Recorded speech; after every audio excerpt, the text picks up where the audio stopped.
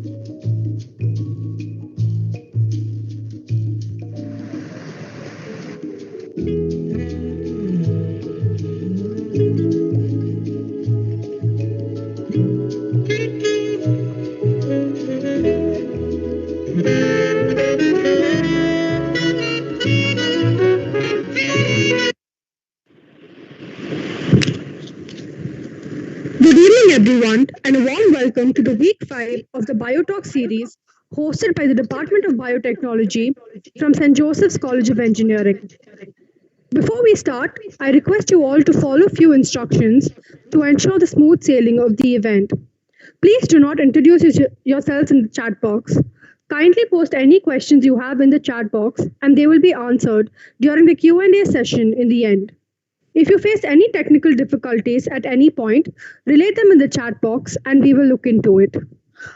We will now start with the auspicious note with the Tamil Thai Valtu.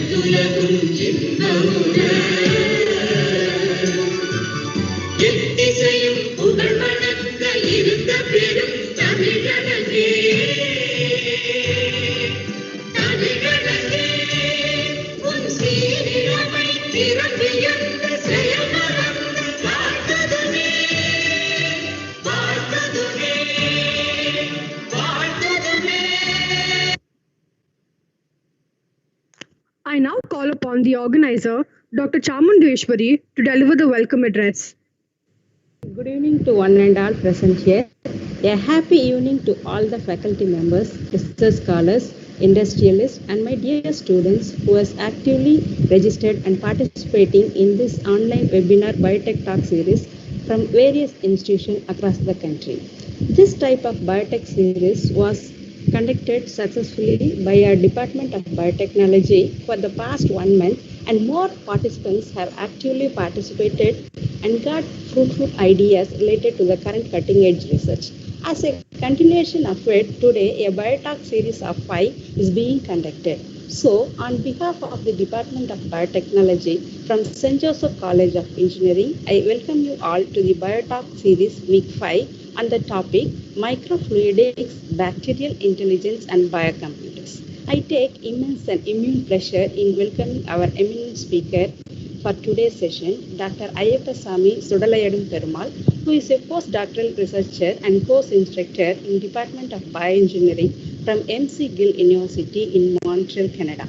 I also welcome the head of the department, my fellow colleagues, and my beloved students for today's event. Now I request head of the department, Dr. G. Srikumar, to address the gathering. Good evening, my dear students and participants. I'm happy to see you all again in the Biotech lecture series week 5. I should proudly say that our department keeps our students and other regular participants in align with the current trends in biotech research even in the lockdown period. In fact, our aim behind this Biotalk lecture series is that pandemic outbreak should not be a hindrance for developing our knowledge and enhancing the intellect. So far, four lectures have been presented under this title, which were appreciated by all with positive feedback. For the sake of new participants, I wish to highlight some of the credits of our college and the department. St. Joseph College of Engineering, one of the top colleges in India, with the 160th position as per current NIRF ranking. It has got 26 years of high reputation in educational society with the NAC A plus grade accreditation and having 10 UG programs and 7 PG programs with an affiliation from Anna University, Chennai. Our Department of Biotechnology is more than 18 years old, having BTech and MTech biotechnology programs. Since inception, we have bagged 139 university ranks with 10 golds and 7 silver medals and achieve 100% pass percentage every year. The department has got sophisticated laboratory facility and fetched research center recognition from Anna University to do PhD and having more than 1.1 crores of rupees as government funding to conduct research. All along, through our lectures, we have been understanding the major outcomes of biotech research and its products and benefits to the society, etc. But today, the whole focus of the talk is going to be in a different angle. That is, micro level understanding of bacterial intelligence and its behavior, such as bacterial space sharing, partitioning, and motility characteristics, etc. How to use this understanding in design of efficient biological computing tool. How to use this revolution in the field of biomedical equipment fabrication. So this is going to be the angle of talk today. Behavioral biotechnology research explores the cognitive process within the microorganism and also the behavioral interaction between the organisms. Now, you could have understood that today's biotech lecture totally going to be out of box thinking in biotech research. To make us more informed in this unique field, today we have an eminent personality with us who is an expert in bacterial intelligence and its behavioral research, Dr. Ayyapaswamy Sudalayadum Perumal, postdoctoral research scholar from Department of Bioengineering, McGill University, Canada. Thank you, sir, for being as the resource person for this wonderful biotech series, week 5 session. At this moment, I wish to comment about our overwhelming response shown by the participants also. There are 612 registered participants that include 322 UG and 81 PG students and 173 faculty members. Also, the list includes 36 research scholars and industry personnels also. They are from 26 different states of India and 7 countries such as China, UK, Saudi Arabia, Iraq, Jordan, Ethiopia, and Zambia, etc. With this proud note, on the behalf of the patrons of the event, Dr. B. Babu Manoharan, Chairman, Ms. Jessie Priya, Managing Director, Mr. Sashi Shekhar, Director, Dr. V. Seshagiri Rao, Principal, Dr. Parvadavardhini, Dean, and on my own behalf, I wish to inaugurate this 5th Biotalk lecture series on bacterial intelligence and biocomputers. I also extend my special wish to the organizer, Dr. M. Chamundishwari, and my dear student coordinators from final years. All the best. Thank you. Over to Ms. Swatika.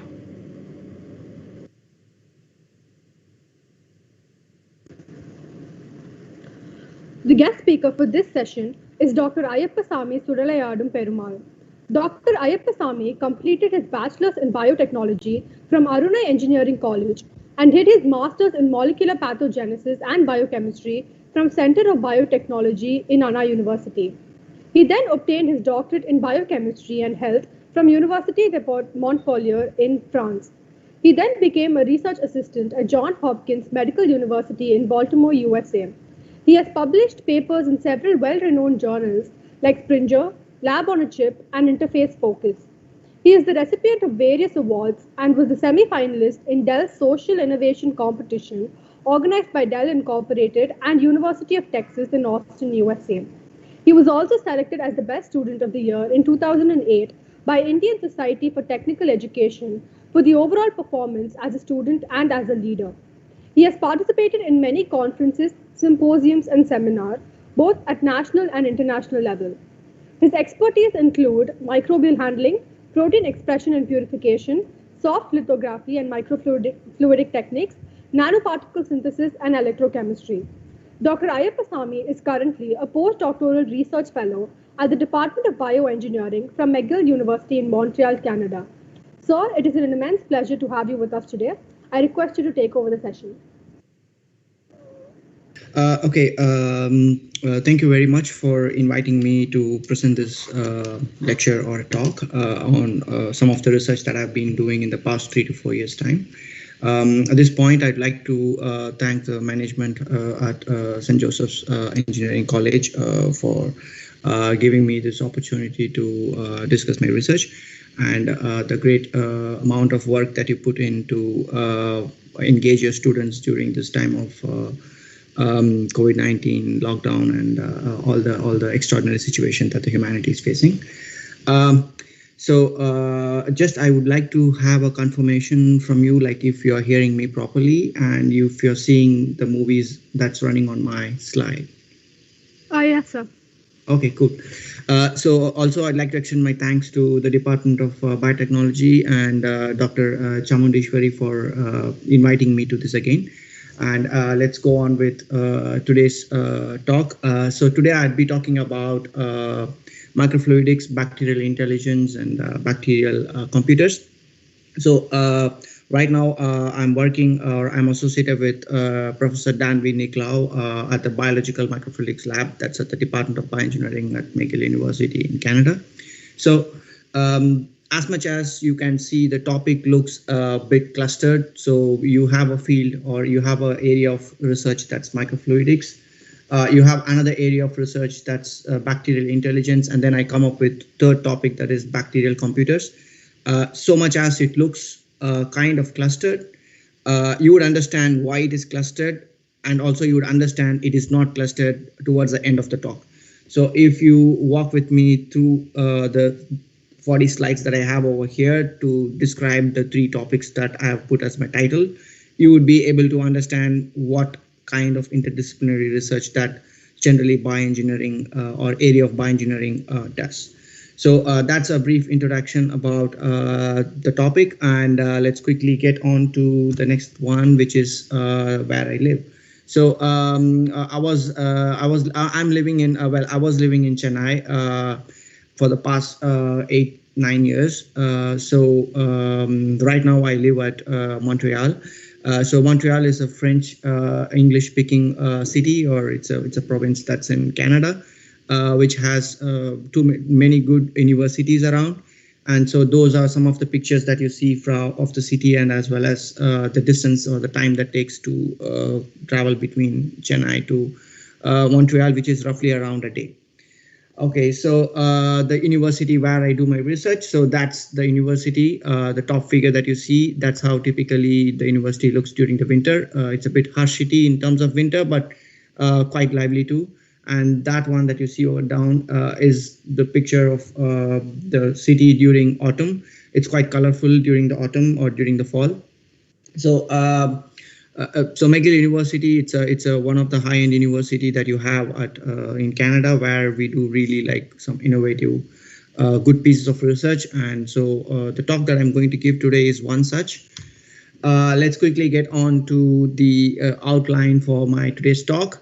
So I would like to talk a bit about the introduction to bioengineering and interdisciplinary research, because just like it's difficult to define what is biotechnology, the word bioengineering is a bit difficult to define too.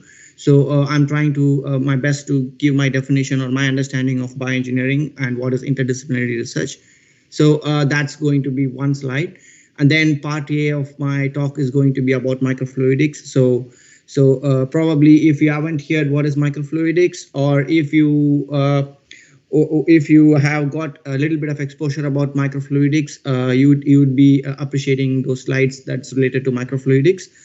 Um, so people, since you guys, most of you are from the biotechnology, BTech, doing BTech or masters in biotechnology, you would have come across this subject that is called as fluid dynamics and mass transfers during your second or third year. So this area that is microfluidics is an allied field of fluid dynamics. So you will know how and why in a bit of time.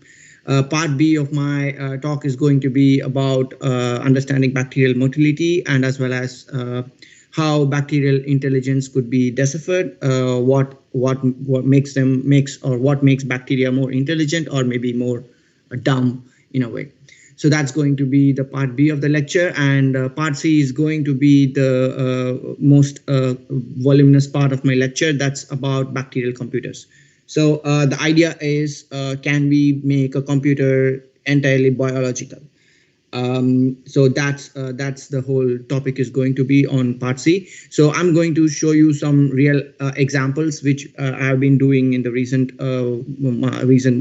years, like the past 2 to 3 years, that talks about how a bacteria could solve a maze, or how we could make bacteria perform additions, subtractions, or even to a level of one of the highly complicated problem that researchers at mathematicians and researchers face, that is about how to solve problems that may not be able to be solved by an electronic computer, like a computer that you use in your homes, in your colleges, in your universities, even to the level of supercomputers. So how biological agents, particularly bacteria, could solve problems that are difficult to be solved by one of these. And the last part of my presentation is going to be some take-home messages and acknowledgements, and one of the venture that I have been doing in the time of lockdown. So I'm going to have few words about it as well. So that's going to be the outline for today's presentation or today's talk. So let's move on to the introduction to bioengineering and interdisciplinary research. So one of the haunting question that anyone would get as a biotechnologist is like, what is biotechnology, right? So it is quite hard to define biotechnology, and likewise, even bioengineering is kind of hard to define. The reason is you cannot name one single field or single area of science that you can associate with, because it is not.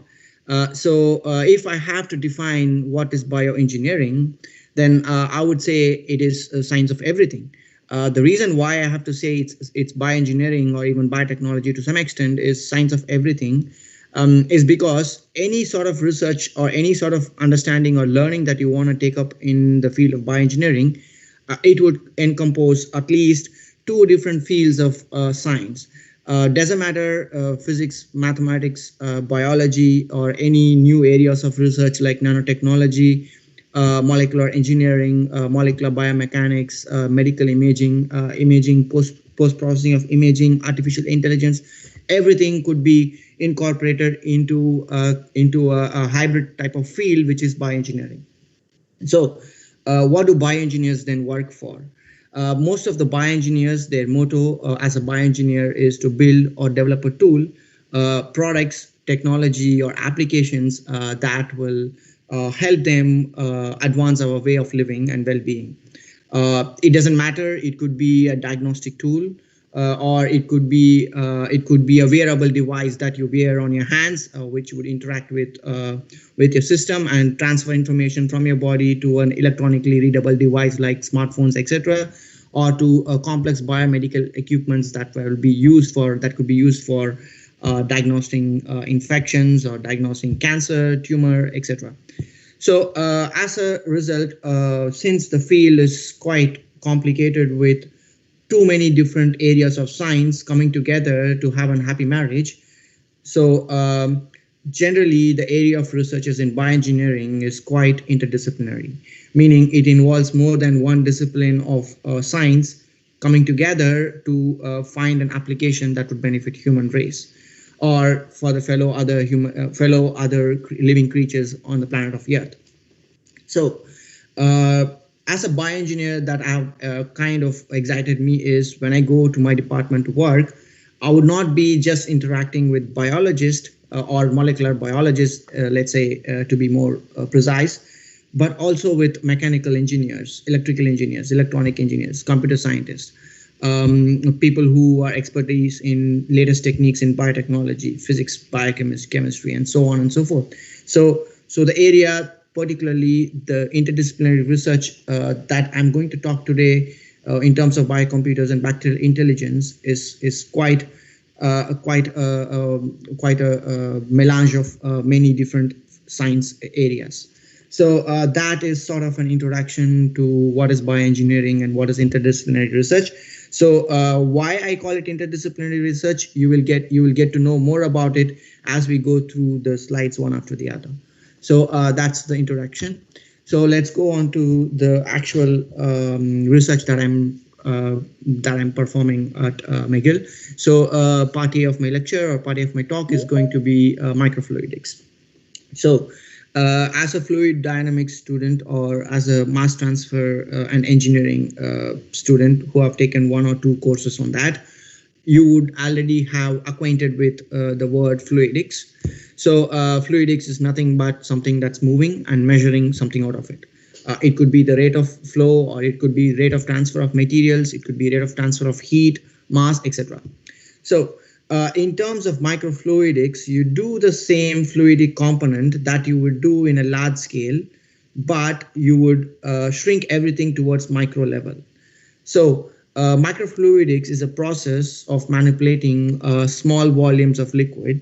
And the small volumes here I'm meaning is technically anywhere between few hundred microliters to as low as nanoliter or even less of femtoliters, which is 10 to the power minus 15 of a liter.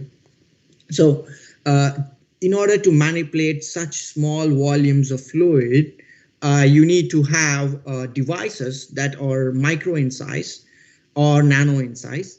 And we are going to look into a few of those devices in the presentation as follows. So the next question is: do we have microfluidics operating in the world or in the earth in natural systems? There are so many examples that I could give you where microfluidics. That's my alarm. Sorry. So there are so many different areas, or there are so many examples I could give you where microfluidics is operating very efficiently in the world. One very classical example is the alveoli in our lungs, which is very essential for the transfer of oxygen that we inhale, or transfer of oxygen from air that we inhale to the other parts of the body. And so these alveoli, they have really very finite micro to nano sized capillaries where the oxygen transfer takes place. That's one very classical example of microfluidics in nature. There are several other such examples, like, for example, blood vessels in the body. So the blood vessels and capillaries that carry materials on and off inside the body from one end to the other, those are technically microns in size. And if you look into capillaries, they are down to few or less than 200 or 300 nanometers in size. And at these levels, when fluid is moving, what you call is microfluidics or nanofluidics. But most of my talk is going to be about microfluidics. Another example from the plant kingdom is the capillary forces that's acting in the plants, which is very essential for water absorption from the soil.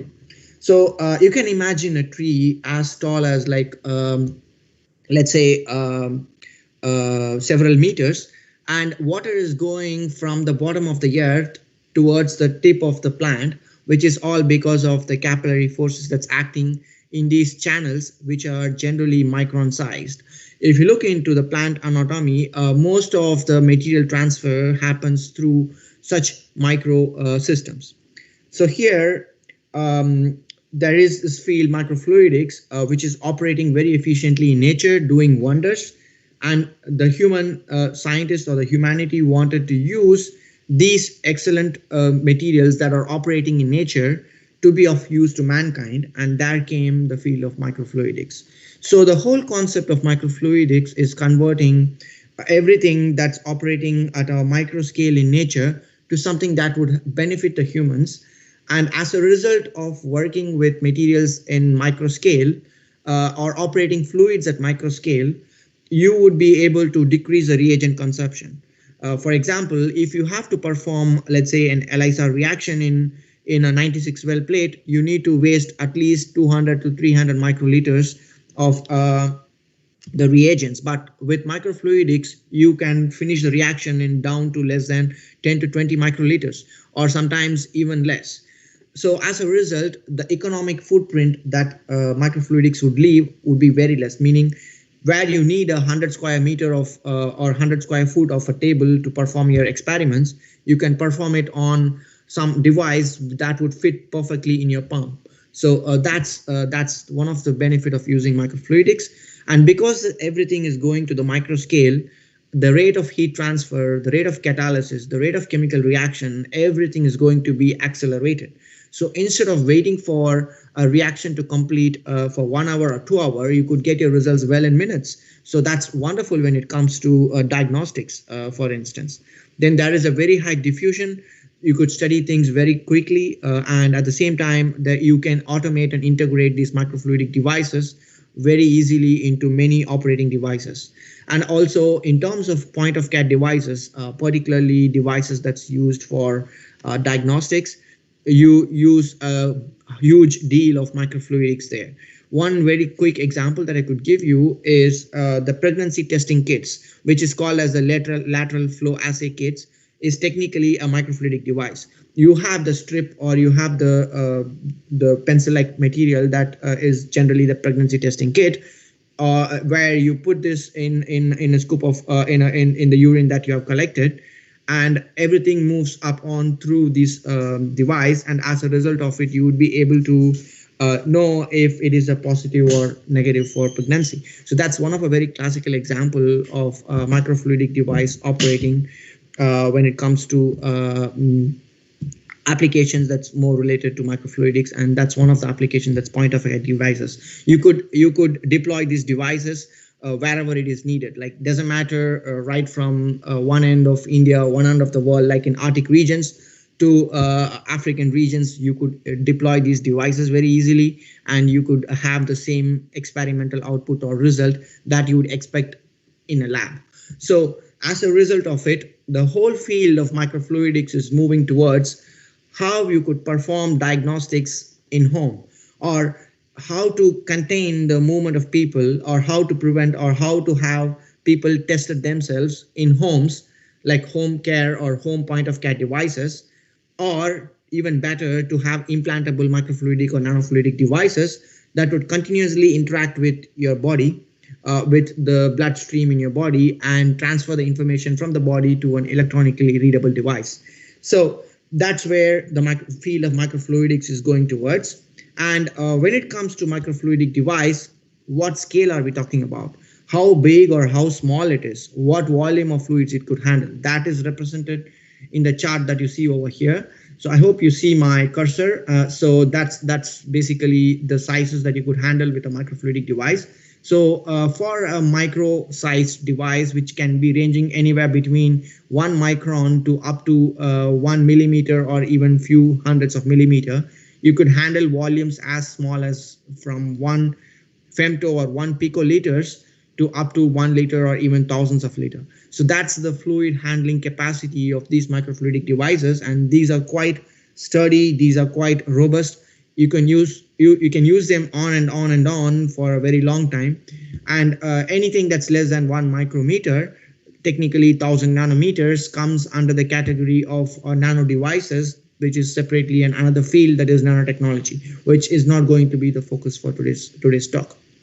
So the general understanding that I would like to give you at this moment is microfluidics is operating fluids in microscale, and the whole motto of microfluidics is to miniaturize everything and to probably transfer a lab which does a lot of analysis for diagnostics, for estimating different materials in the blood, like for example glucose, for other blood cells in the body, etc., into a device that you could use well easily at any point, particularly in homes and in those places where there are very less resources that's available. That's the motto of whole of microfluidics. So one other classical example I could give you is glucose monitoring tools that we have today in the markets. So, for example, like 5-10 years before, if your father or mother or your grandparents had to check blood glucose, they would go to a clinic and they would ask or a lab, and they would ask them to come before eating, after eating. Then they would take several days to get you a result of how much sugar you have in your body. That's quite complicated and it's quite lengthy process, and there is a lot of possibilities for human errors.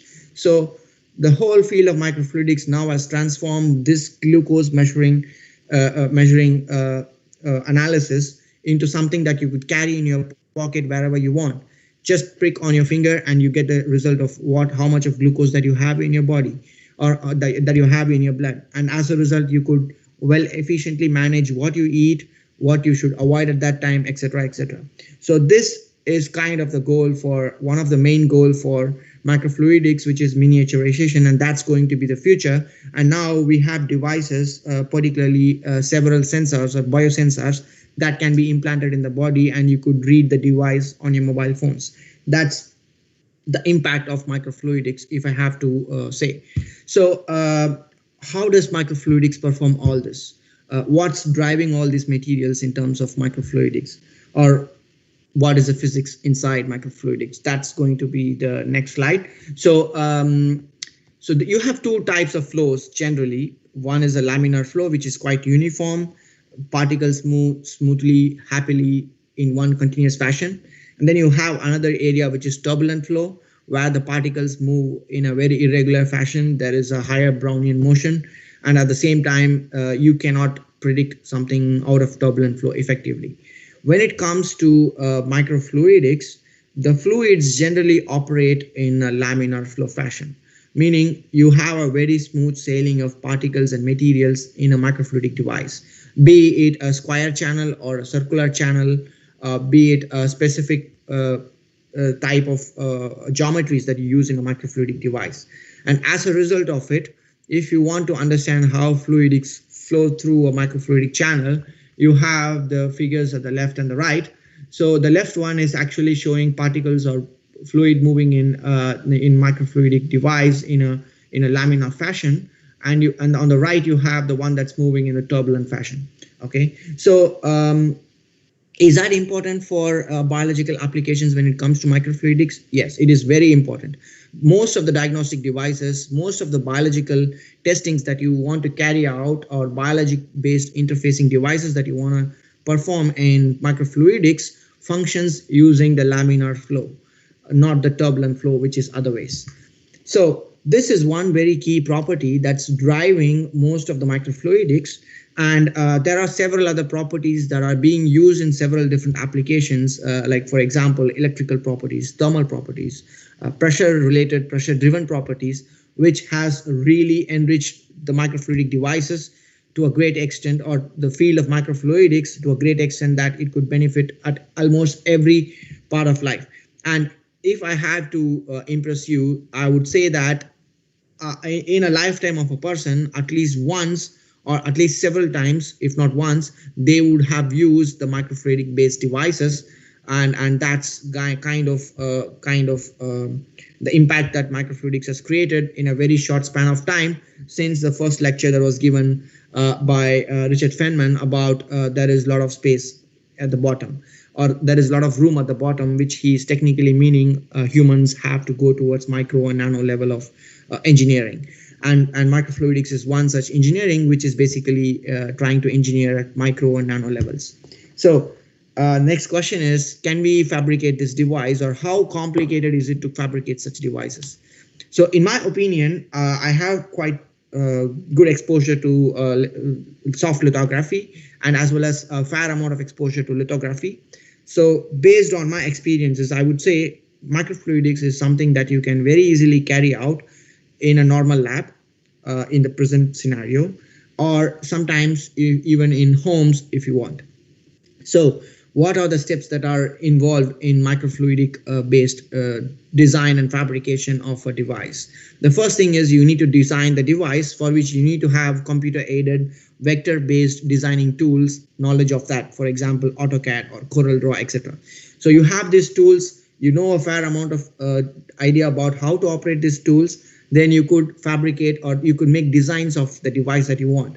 And the devices can be as simple as just a straight channel, which probably you would see in the following slides, or I think you would see in the following slides, or it could be as complicated as several channels running interconnected with one another, running through one point to the other. So that's the first part, that is the designing.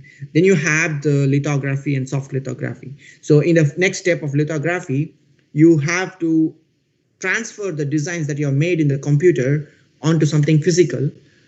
And here the physical material that's mostly used in microfluidics for preparing masters or wafers is silicon or monolithic silica. So this is the silica that you find in the soil, but it's a monolithic pure form which has been made into one single sheet of 100 microns to 500 or 600 microns in thickness. And on this top of this device, on the top of this substrate, you start making the pattern that you have made as a design in the computer onto it physically. That's the first next step. And after to that, there are several ways you could do that, which we will see in a very short, brief way in the next slide. And next to that, you have the soft lithography, where you make several copies of the design that you made in the computer, transfer it physically in the wafer. Whatever this design that you have, you make several copies of it, and that's soft lithography. And the last part is you peel the devices and you start fixing them on a flat substrate like a glass or something, and you can manipulate it to puncture it. You can fix tubings, etc., and then you can pump liquids through it. You can make chemical reactions, you can make biological reactions, diagnostic kits, etc., through the device. So this is a whole flow chart of items that you would take into account when it comes to fabricating the device.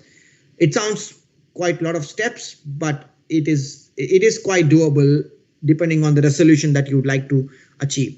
That's the whole point. And in today's next two slides, I'm going to talk specifically about lithography, that is how you make the masters, and the soft lithography, or how you make several copies of the masters, or how you make replica molding.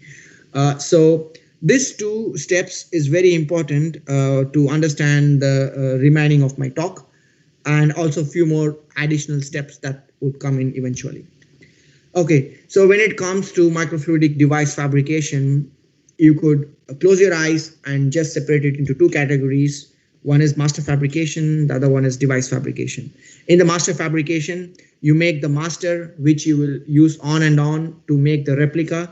And the replica is what you call as the device fabrication, where you have the device ready for carrying out a specific function. So you could access to these articles or to the source of this information through the links that I've given you at each and every slide wherever it is necessary. So this would help you get an in-depth understanding of what is microfluidics, if it is going to be something that you are interested to carry out after you read for the future. Okay, so now comes the first step, that is how you fabricate a master. So when it comes to master fabrication, you have two major domains of techniques. One is mask-based master fabrication, where you use a mask which can allow light to pass through at specific regions, which is basically the design that you want. It is actually shown in the extreme left of the slide here. And then you have the maskless fabrication, where you use high energy radiations, like for example ion beam, electron beam, laser light, X-ray, etc., to directly start writing patterns on silica material or plastics, or on glass, etc. So that's the maskless fabrication. So in the mask-based fabrication, you draw the design that you want to make at micro scale in a computer, and then you print it on a OHP sheet. Okay, and then you would see something like what you see here, with black background and white lines or white regions. So then what you do is you use a polymer that has been spin coated onto the substrate. So here the green thing that you see is the substrate on which the polymer that you want that is quite reactive to UV light is spin coated. So you use a spin coater where you add a droplet of or drop of the polymer and you spin it at a high speed so the fluid spreads out evenly. So on this spin coated device, you would place the mask and then you would start the UV light for specific seconds. And wherever the UV light is falling on the mask material or the photopolymer, those regions would be cross-linked. Everything otherwise would not be cross-linked, so you can easily wash it off. And end of the process, you will have a device like this where you have the substrate and then you have the green region, which is the photopolymer that has been polymerized. Now, when you pour something on top of it, you would be getting an exact replica of these channels onto the device otherwise. That's mask-based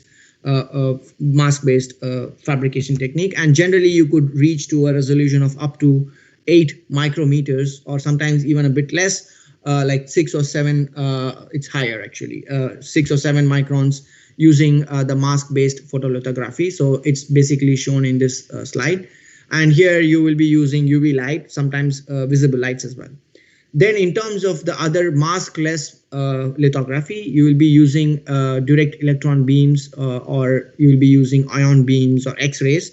Since these are high energy radiation, when you shine it to a level of micron precision onto a material, let's say for example a plastic or a carbon or even silica, it would at molecular scale disarrange or delocate the molecules in these regions.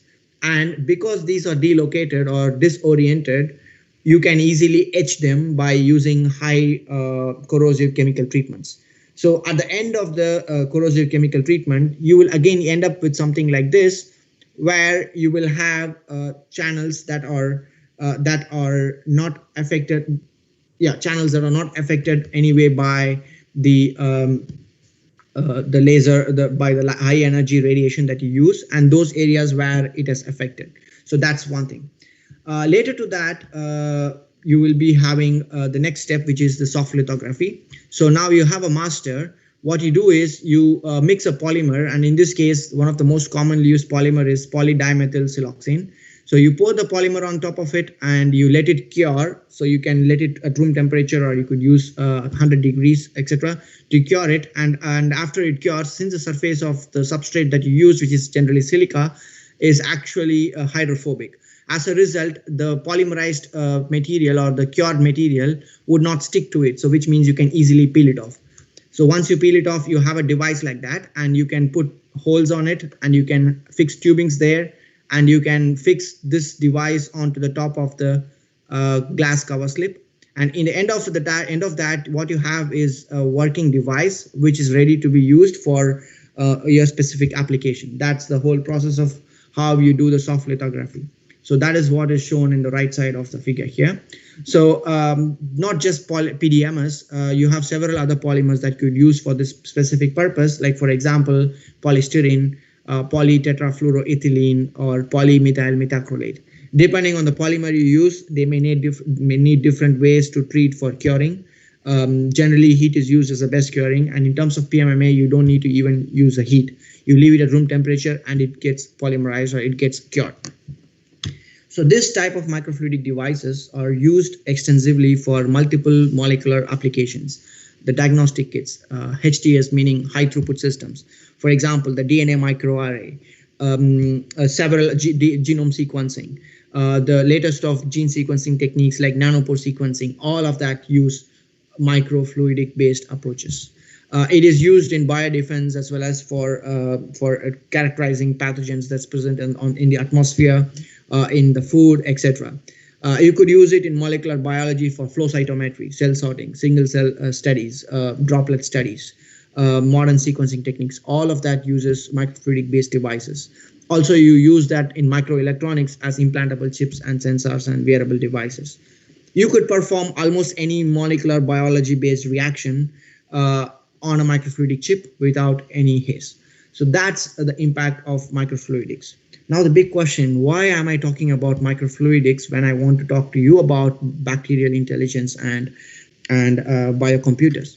The reason is most of the process that I use for understanding how bacteria behave and what are the intelligence aspect that's associated with bacteria, I would be using a similar protocol. What I'd be doing is I would be having my masters that has been fabricated by one of our collaborator. Then I would be doing the soft lithography on it, where I will be preparing a PDMS mixture, pouring it on it. And at the end of the two important steps that I just described in brief in the previous slides, I would have devices at micro resolution, or to some extent even hundreds of nanometer resolution, which is actually representing some fine geometrical patterns. And in these geometrical patterns, I would let my bacteria that I'm interested to study through it, and I'll be looking into it, how the bacteria moves in it, what type of movement they have, do they try to go along the edges of the device or in the center of the device, do they get stuck a lot, do they go around in circles, so many interesting aspects I would be, and then what's their velocity, how much time they stay in these complicated geometries, etc., would be studied by a device that I would fabricate by microfluidics. And on top of that, I would be putting this fabricated microfluidic device on a microscope. Generally, I use fluorescence microscope because I have genetically modified my bacteria to express fluorescent proteins. Sometimes these genetical modifications are at plasmid level, where I do transformation to get my bacterial cells express the genetic proteins, or sometimes it's chromosomal level, where I would be directly incorporating the fluorescent genes into the genome of the bacteria, or to perform specific mutations that I'm interested in. For example, I would make a bacteria which would move only in the right direction or only in the left direction, or something that would not have a smooth and would not have any tumble mechanism at all, etc. So I would be putting the device bacteria around the device, and this is how the fabricated device would look like. And the orange solution that you see here is the bacterial culture, and this device is perfectly sealed onto the glass surface except those regions where the bacteria could enter, or these are called as the inlet points. And through that, the bacteria would be exploring these different types of structure. I would be recording everything that's happening with a microscope. Then I would be post-processing my images. That is another field of biology that I work with when it comes to post-processing my images. And this is generally image engineer, image scientist, or computer scientist that I work with during that point. And then finally, the output I would work with would look like this. This is very important because the output that I have, generally I could represent them in bar graphs or in numbers when it comes to velocity. But in order to understand the general moving pattern of the bacteria in the device, I would use something called as a density map, or in other ways, it's called as a heat maps. So what heat maps or density maps mean is, let's imagine you have your Google, you have your smartphone, and you look into the Google Maps. The Google map would tell you how the traffic is moving in the road that you are going now, or if you want to check the traffic, you could do it on a Google map. Now, it would show you in terms of colors based on the traffic. Sometimes in red, meaning it's more traffic. If it's blue, it's less traffic, so on and so forth. In a similar way, I would be studying the traffic of the bacteria in specific regions in the microfluidic devices using this specific approach that I'm going to show you now. So for that, I use a lot of density maps, and density maps are something very similar to how you see the pattern of movement of clouds in a satellite image when there is a weather report. So that's one of a simple way to get you to understanding of density maps. So most of my studies today that I'm going to discuss is going to be revolving around classical bacteria like E. coli, and one new organism which I would introduce to you today, which has the fastest growing rate in the whole of the earth, I think. And let's go on to that.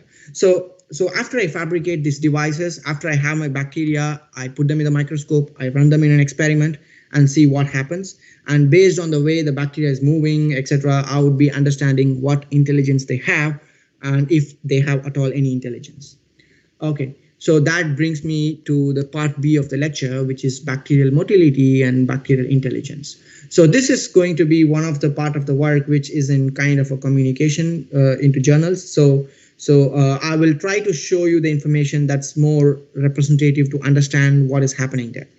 Okay, when it comes to bacteria in your microbiology and molecular biology lectures, you would have learned about how bacteria move, what makes them moving, the electron transport chain, etc., etc. So, in order to understand, that's enough for following this lecture. Bacteria has several different ring proteins in their plasma membrane, and these ring proteins are continuously operated by ATP, that is the energy currency of the cell, the adenosine triphosphate. And as long as ATP is being hydrolyzed in by the ring proteins are going to rotate either clockwise or anti-clockwise. Depending on the rotation of these ring proteins, the flagella that's attached to it is also going to rotate either clockwise or anti-clockwise. Why clockwise and why anti-clockwise? Because generally with E. coli, when the bacteria is attracted towards a nutrient or when it is moving towards something that it likes, then the flagella rotates anti-clockwise, and as a result, the bacteria would be thrusted forward. While when it comes to clockwise rotation, where the bacteria wants to change the direction or it doesn't like the nutrients that it is sensing, let's say there is an antibiotic there or there is a repellent in the direction that's going and it wants to change the direction, then these flagella, they would start rotating in the clockwise direction. And as a result of it, the bacteria would spread its flagella and would start to slowly change the direction. They start to tumble. So this run and tumble mechanism makes the bacteria move in the forward direction or change the direction. As simple as that. Most of my experiments that I'm going to discuss with you would be employing bacterial flagella operated bacteria or bacteria that's run by flagellas. And in order to study the bacterial intelligence in a way that humans could understand, I have to study how they move, because generally this is a kind of a puzzle that you want to solve, and you would be understanding if the puzzle is solved or not by the way the movements are made. So in a similar way, I would be trying to understand how bacteria moves in these small confined environments, and based on their motility, I'm trying to understand how intelligent they are or if they have any intelligence at all. Okay, so for this specific study, I have used several different types of bacteria, and different types of bacteria or different species of bacteria have different types of flagellar arrangement. For example, the one that you see over here, it's called Vibrio nitrigens. It's one of the newly discovered bacteria. It has been discovered since 1970s, but it is the talk of the town recently in the past 5-6 years because it has one of the shortest doubling time. When it comes to E. coli, it doubles every 20 minutes, while this bacteria divides every 9 minutes at room temperature. So if you look into this bacteria very carefully, you will be able to see it has one long flagella, and this long flagella that's over here is responsible for the locomotion of this bacteria. These are called as monopolar flagellated bacteria. On contrary, you have Escherichia coli or E. coli, one of the most commonly used laboratory bacteria, which has flagella spread all around the body. They don't have one single flagella, but multiple flagella. Also, you have another type of the same genus, Vibrio, which is Vibrio fischeri, which has multiple flagellas originating at a polar end. Likewise, Pseudomonas putida, one of the organisms that's used heavily in biotransformations and bioremediation, etc. And the bacteria that I show in the middle here is called as the Magnetococcus marinus. It's a very special bacteria because it can get attracted or repelled to the magnetic poles, and you can devise its movement. You can control its movement by using magnetic fields. And this guy, he has like around 9 flagellas distributed at 2 bipolar regions, and these are quite fast bacteria. They run at around 200 microns per second, which is at almost 200 times its body length, meaning the size of the bacteria is around 2 to 3 microns, and every second it can go 10 times its body length, 100 times its body length, while other bacteria can go anywhere between 10 to 15 times its body length. So I have used all of these bacteria for my understanding. And why these understandings are very essential is because most of the single genomic studies, droplet microfluidics that involve microbes, they have bacteria that's moving in the solution. So you need to understand how they move in these confined devices. Then it has a lot of implications in bio-inspired applications. Like, for example, If I have to give an example, the honeybees, they're generally called as cicadas. They have a wing which is quite antimicrobial. The reason for antimicrobial property of cicada wings is because it has a lot of tiny pin-like structures protruding on the surface. And because these pin-like material that's protruding on the surface has very high surface tension, when a bacteria tries to sit on them, it pierces through the bacterial membrane and tears them apart, and as a result, the cytoplasmic contents would be released, leading to the bacterial cell death. Humans are trying to mimic this on antibacterial surfaces, and in order for bacteria to colonize such rough surfaces, rough membranes, etc., we need to understand how they do that. And for that, we need to understand how bacteria move on these surfaces, how they can adapt to these surfaces. And for that, the motility related studies or how bacteria moves is important. Also, you have the next thing, which is microbial space partitioning and intelligence. That's going to be the crux of this part B of the lecture. And at the same time, you also have molecular pathogenesis and intercellular pathogen related studies. For example, when a bacteria is colonizing the human body, it's either living inside the cell or between the cells. And these spaces are generally micron sized. For example, inside the cell, they live in anywhere between 50 to 100 micron sized cells normally. And if it is between the cells, it is less than few microns. So as a result, how bacteria try to adapt these environments, how do they negotiate the space around them, how do they colonize these environments, that's going to be the other area why understanding bacterial motility is important. Because they say that researchers have found that if the bacteria is able to move, they have a higher chance of spreading and as well as higher chance of virulence associated genes, which could cause a stronger infection than compared to those bacteria that do not move that much. So in these aspects, trying to understand bacteria moving in the network in this in vivo condition is very essential. But having an in vivo condition replicated in the lab is very difficult. So you have the microfluidics, where you could take the geometry of the cells, geometry of the space in a cell, and try to reproduce it in a microfluidic device and leave bacteria there and see how it behaves there. So in these aspects, the topic that I'm going to discuss in part B is going to be relevant. Okay, so one of the first type of study that we did is with a very simple plaza-like unit, which is a square chamber which has two inlet and 2 points where the bacteria could come in and go out. And when you leave the bacteria to explore this square region, we look into how the bacteria moves in this square region. So for example, in this slide, if you look into the top one, that's over here, the green and the black region, you can see that. Let's first focus on the first green region, which is basically a square-like plaza that you see over here. And you can see a lot of lines that are moving around everywhere. And if you carefully notice here, you can see that the bacteria doesn't go to the boundary at all. It hits the boundary and then it jumps from there. It ripples from there. So the main reason for it is it kind of looks like how a ping pong ball works, right? Like you put it, it jumps everywhere. It doesn't go along the wall or the edges of the device. So this kind of ping pong type of motility is very characteristic to this type of bacteria called as Magnetococcus marinus, which is basically bacteria having two polar flagella, bundle of flagella. While you compare it to the other species, Vibrio nitrogens, you can see that they try to move along the edges of the device, that is along the boundaries of the device. And the reason they are moving along the boundaries of the device is because their motility pattern is more motivated towards moving along the edges. Okay, so this specific type of movement, we call it as wall dependent movement and wall escaping movement. For instance, the Magnetococcus marinus, since it doesn't go along the edges or the walls of the device, it's called wall escaping movement. And in terms of Vibrio nitrogen, it's depending on the wall for its movement, and so it's called as wall dependent movement.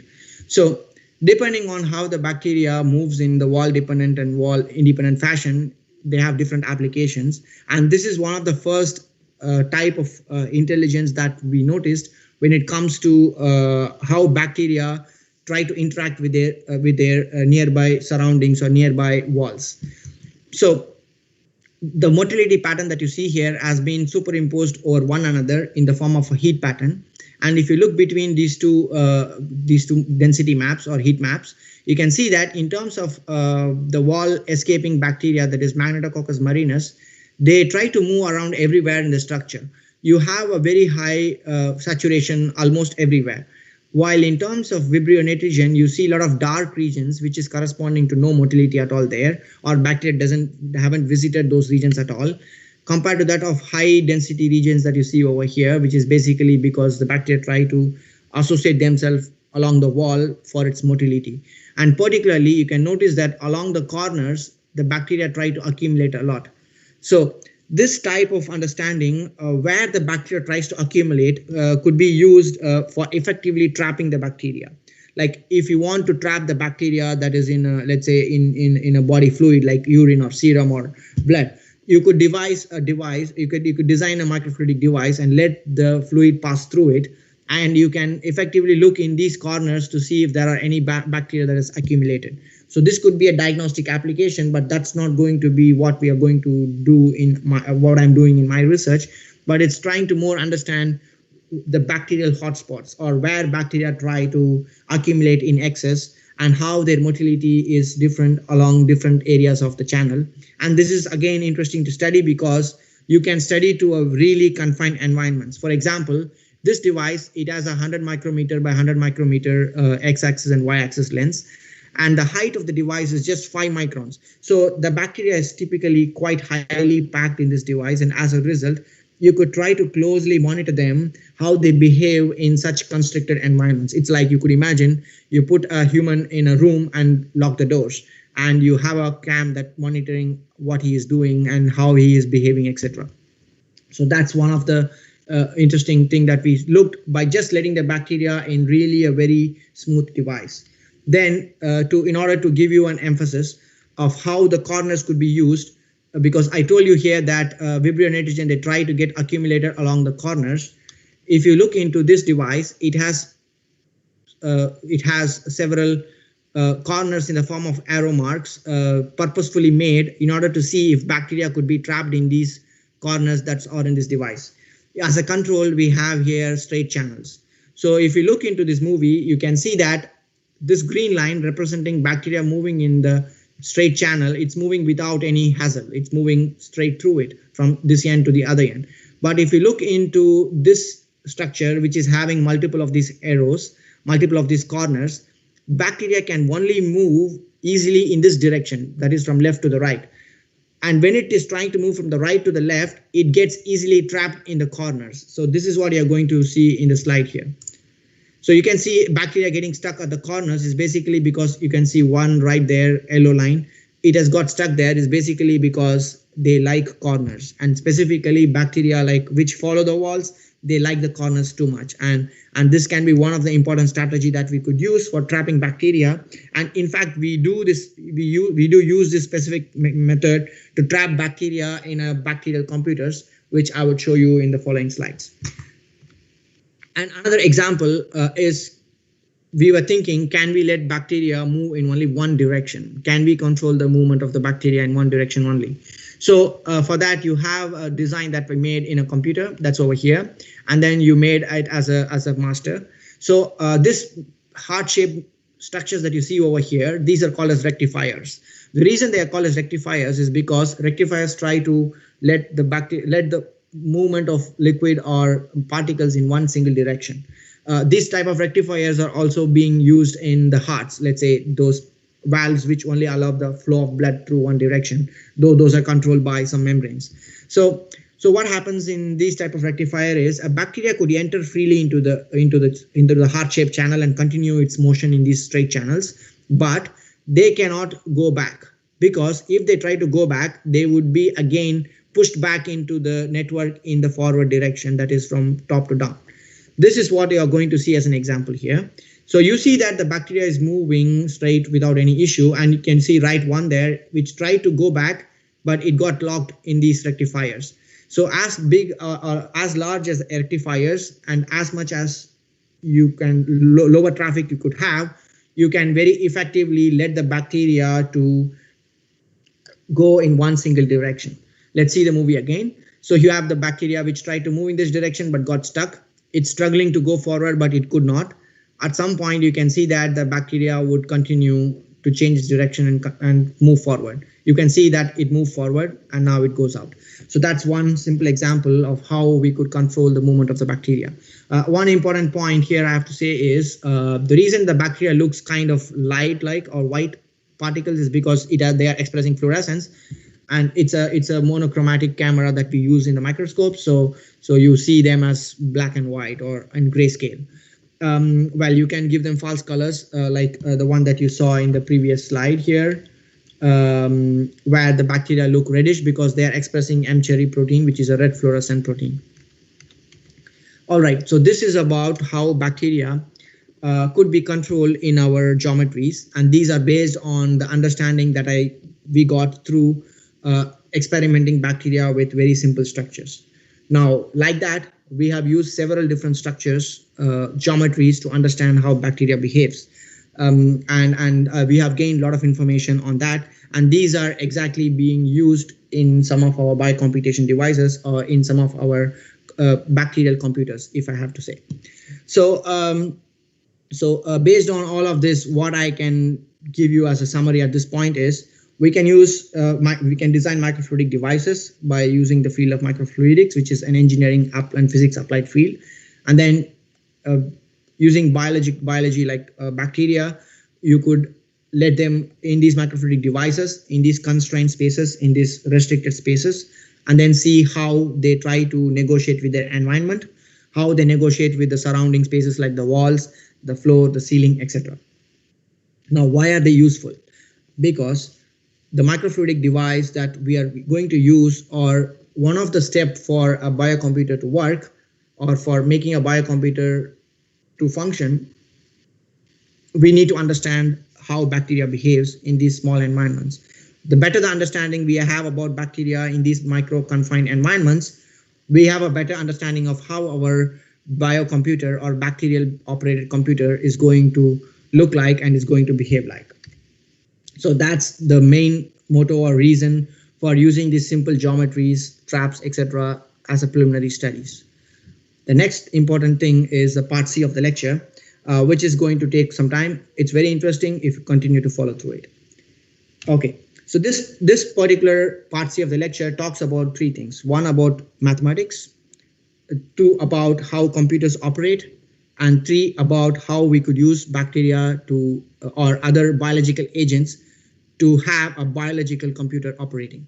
Okay, so that's going to be the 3 points that we are going to discuss in the part C of the lecture. So first, let's crack down what is the mathematics part. You would have done in your schools, like right from your first standard or second standard, addition, subtraction, multiplication, and during your higher secondary, you would have done square roots, squaring, cubing, some simple formulas to calculate volumes, areas, etc. All these type of mathematical calculations fall into the first category of problems called as a polynomial time problems, meaning within an estimated time, you could arrive at the solutions for the problem. That's polynomial time problem. These are quite easy problems. You can most of the time calculate them mentally by just thinking, or sometimes using a calculator, or sometimes using a laptop if it is absolutely necessary. And depending on the number of inputs you give, you could have a solution in exact number of replica of the time. If you have 10 inputs, if let's say if one input takes 1 minute, 10 inputs would take 10 minutes to solve. It's as simple as that. This is polynomial type of problem. There is a second and third degree of problems, which is called as the NP complete problems and exponential time problems or NP hard problems. The NP here is the abbreviation NP stands for non-polynomial, meaning whatsoever you do, you use a supercomputer, you use a quantum computer, you use any type of computer, you will not be able to attain the solution in an estimated time. Or in a way, when the problem size increases, if you have one sample input, you may solve it very quickly. You have 10 sample inputs, you may solve it very quickly. You have 100 sample input, it would take quite some time. If you have 1,000 sample input, then at this point, the computer, whatever the efficient computer that you're using, the computer would crash because the computer goes intractable, or you could not track the solutions to the problem for such large computation. And most of the time, for simple aspects, like simple example, like simple day-to-day life, we use a lot of NP complete problem, which I will explain you in the next slide. So the reason the computer cannot operate efficiently for solving NP complete problem is because computer operates sequentially, meaning when you give 10 numbers as an input to a computer and ask it to find all the possible additions for the 10 numbers, the computer can only solve one solution at a time. Meaning, if I give you three numbers, 1, 2, and 3, and I ask you what are the possible all additions that you could get out of it, you can say 1 plus 2, 1 plus 2 plus 3, 1 plus 3, 2 plus 3, so on and so forth. Now, in order to arrive at this solution, the computer would try to explore the solution one at a time, and it will go on and on. And imagine you have 1,000 different numbers there. In that time, at that point, a computer may not be able to explore all the solutions at all at any point, because it would lose its memory, it would lose its tracking nature, etc., etc. As a result of it, when it comes to NP complete problems, computers, because of their sequential operation, it cannot solve such problems. The solution to that is parallel computing, meaning instead of one computing power trying to solve one problem, if you have 10 computing powers, or if you have 100 computing powers trying to explore all the possible solutions, then you will be able to arrive at the answer 10 times faster, or 100 times faster, or 1,000 times faster, depending on the number of computing units that's trying to solve. So stay on with me on this point. You will get to the understanding of it with the following examples. Um, let's say you are packing your bags for a trip or for your studies abroad, and you have a 23 kilogram that you have to pack for the flight, and now you are going to think in a combinatorial way by let's have this or let's have that, let's have this many number of jean pairs over here, this many number of t-shirts over here, etc., etc. So you would be mentally calculating how efficiently you could pack your 25 kilograms or 23 kilograms so that you would carry a lot of items. At the same time, you would also have a bag that's packed in a small way. So this is one very small example of how NP complete problem works. You have so many possibilities, and you need to explore all the possibilities in order to say you have arrived at the optimum best possibility. And unless and until you do not have this optimum all solutions explored, you cannot say you have solved this type of problems. So because of that, because the computer has to explore all these problems, it becomes really difficult for the computer to solve efficiently. Another example I could give you on packing is, imagine a thief is trying to pack his bags for his loot. He has golds, he has diamonds, he has rubies, he has silver, he has steel, he has copper. He has to imagine which would, if he would pack in his bag, he would get the maximum value that he could loot. So these type of combinatorial problems are very quickly worked out in our brains, because our brain sort of parallelly computes everything. Our brain, in our brain, our neurons compute much effectively in a parallel way. But computers do not, because computers operate sequentially. Because the computers operate sequentially, and because there are so many different solutions that you need to explore, and you need to explore all of the solutions for sure in order to say you have arrived at the best possible solution, because of the voluminous number of conditions that are involved, a computer cannot solve it at all. Another example I could give you is very easily associatable. It's called as, originally it was called as a Hamiltonian pathway problem, or sales problem, or a postman problem. This was one of a very critical problem that researchers tried to solve during the World Wars, because the postman who is carrying letters, important information, have to travel multiple locations in the same city in such a way he should not go to the same street again. He should not, you should use as little fuel as possible. He should use as less time as possible, and he should deliver hundreds of letters in a day. When all these conditions comes into existence, then there is a huge explosion of combinatorial mathematics that's involved, where you need to work out different combinations, A, B, C, D, etc. in different orders. And at that point, the whole part of computer calculations or computing would explode to voluminous levels that you will not be able to have a solution using computer. Even now, such Hamiltonian pathway problems, salesman problem, is a very complicated problem when it comes to mathematics, and people use supercomputers to solve it.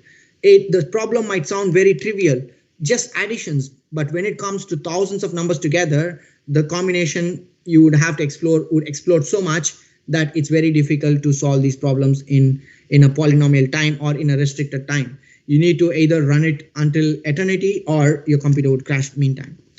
Another example is when you're again booking a flight ticket.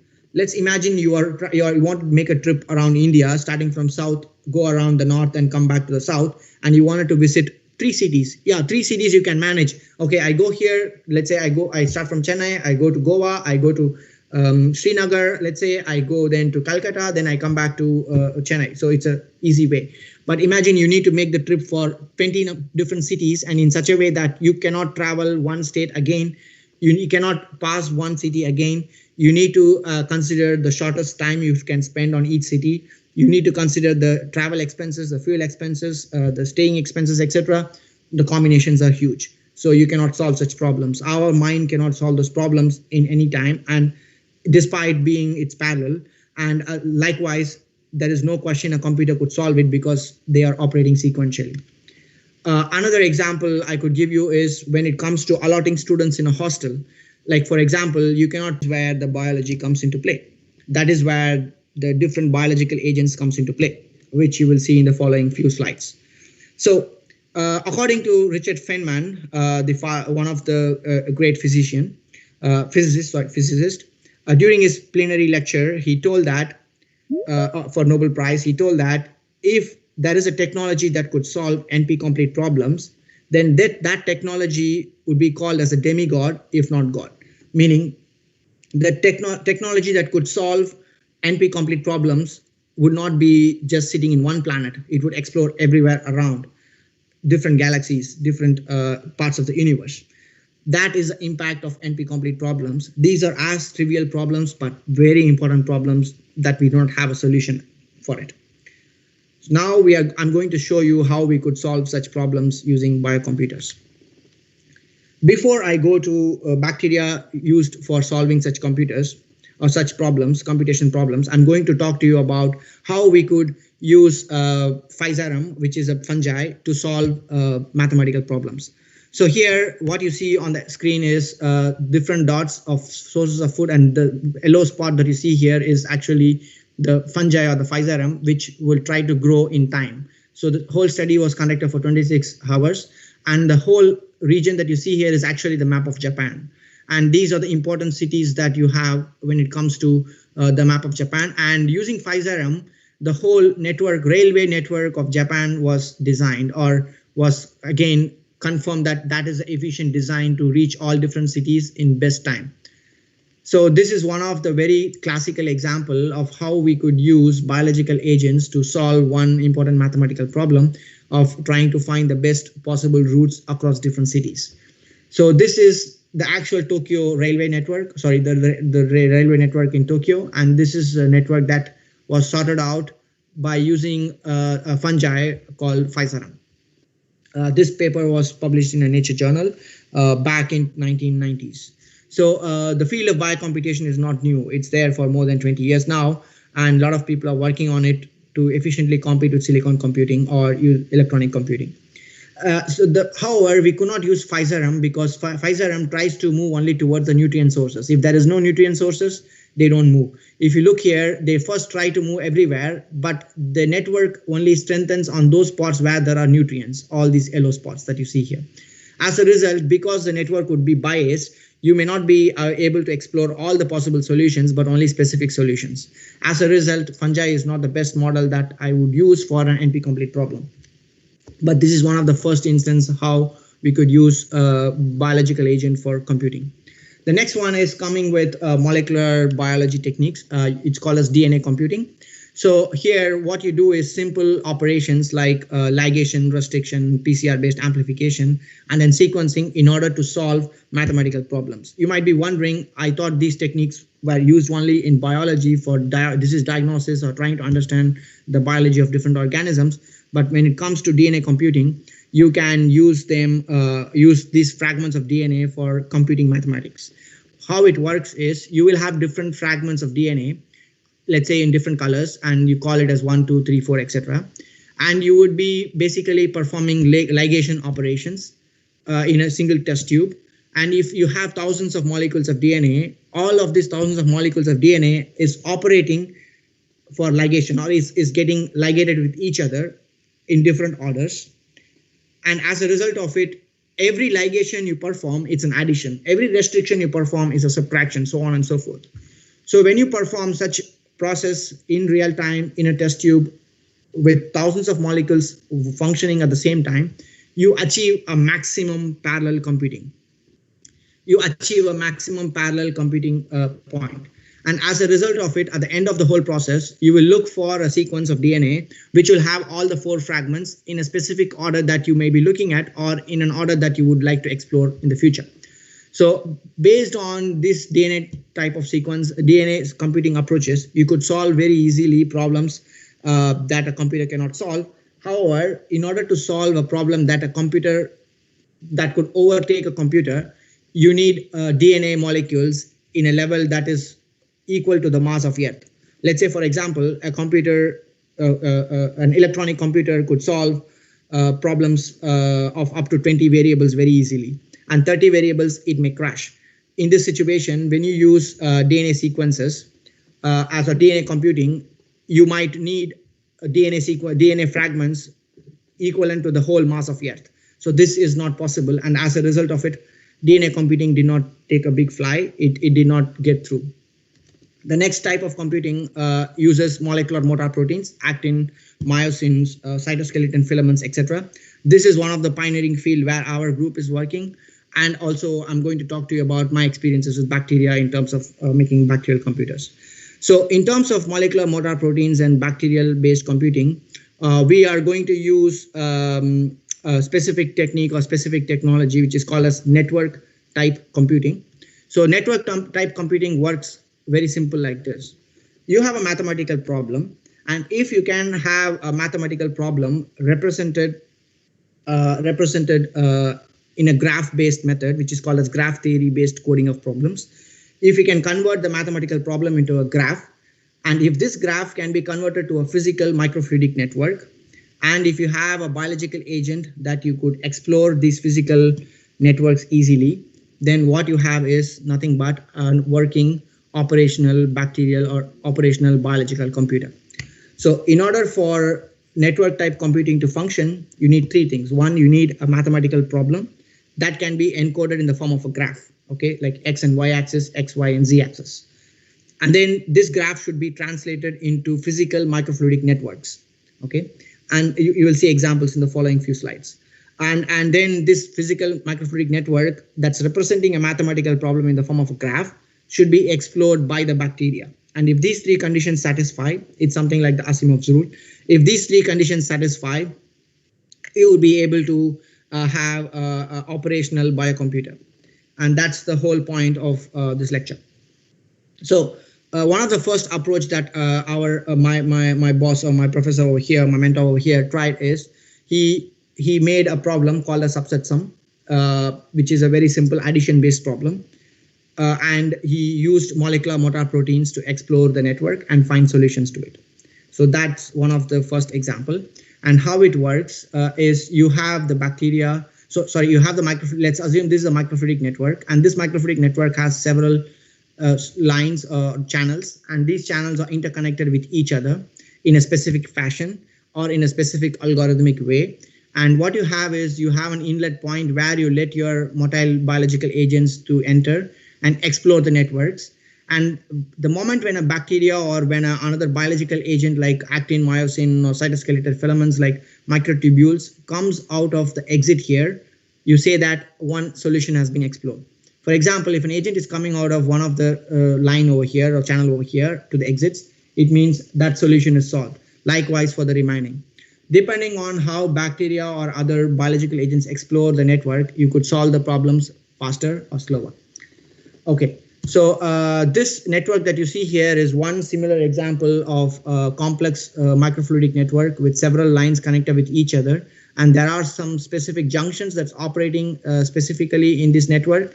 And white parts that you see moving over it, it's called as those are the molecular motor proteins. And these are the exits where you see the bacteria would end up. and each exit is coding for a corresponding solution, and everything that you see in green is actually a right solution. Everything that you see in magenta or pink is actually a wrong solution. Depending on which exit the bacteria comes out, you can easily say if it's a right solution or a wrong solution. Generally, if the bacteria follows the rules that you have incorporated in this microfluidic networks, which is basically the junctions, you would be able to understand if the bacteria is properly solving the problem or not. And also normally those right exits would be explored more than the wrong exits if the algorithm that you have incorporated into this network is being followed. So this is a concept figure of how a network computing would work, and this is how the network computing in reality would look like. And we will talk about it more in the next few slides. So let me start with giving you a very simple example of a bacteria solving a problem. Okay, so you would have in your childhood you would have solved a maze where there would be a bunny at one end and you would have a carrot at the other end, and you would be drawing with pencils, finding the route for the bunny to find the carrots. So this is very simple example to estimate or understand the cognitive power of any living creature in the world. You use these simple puzzles for exploring the cognitive skills of different animals like rats, mice, chimpanzees, elephants, ants, whatever the animal that you have. So we are going to see if this classical problem that you would have solved when you were kids is actually an NP-complete problem, because as the problem size increases, the time taken to solve it also increases. Let's say, for example, the first one that you see over here can be easily solved even without using a pencil. This one, you need a pencil probably to solve it. This one, it would take some time, probably several minutes. And this one, it's very difficult for you alone to solve it. Maybe if you have 2 or 3% solving on the same maze at the same time, you could solve it faster. Now, imagine you have to solve all these four types of mazes of higher complexity as you move from left to right by one person. Okay, what you would do is you would start for this maze, you would start at the entry point that's over here, and you would go until you get blocked.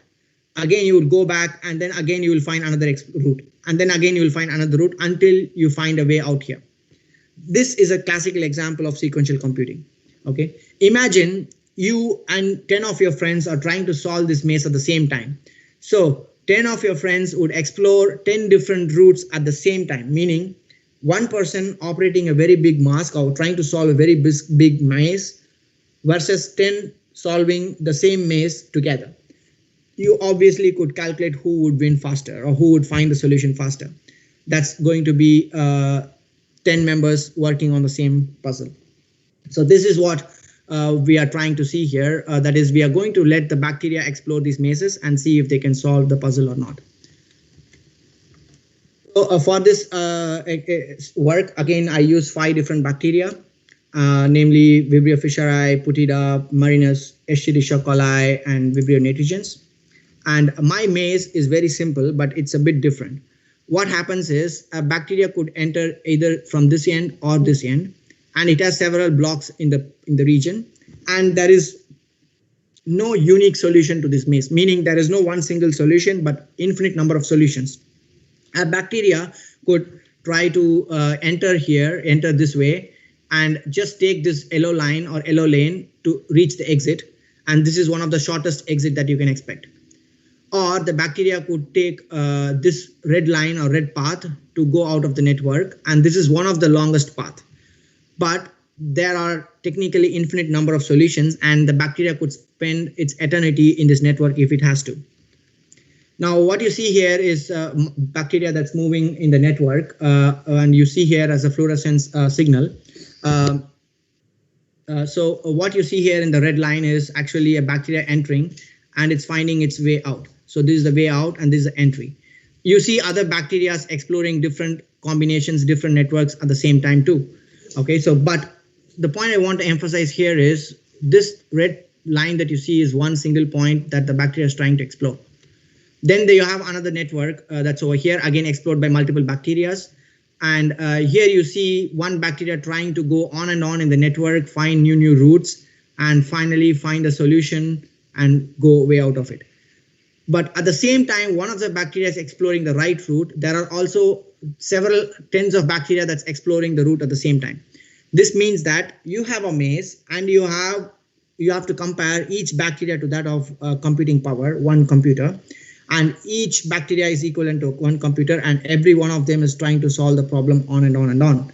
And imagine if you have a large network with thousands of possible solutions, and you have thousands of bacteria that's running and exploring the network, then what you have is one solution, one computer, meaning you amplify the rate at which you could find solutions. And this type of example where multiple bacteria try to find the solution at the same time is called as parallel computing.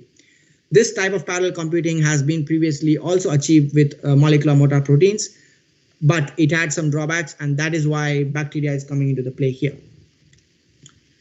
Okay, so here what you see is the same maze with entry and exit, and you have different heat maps of different bacteria, and you can see obviously that the heat maps don't look the same because different bacteria have different ways to explore the network.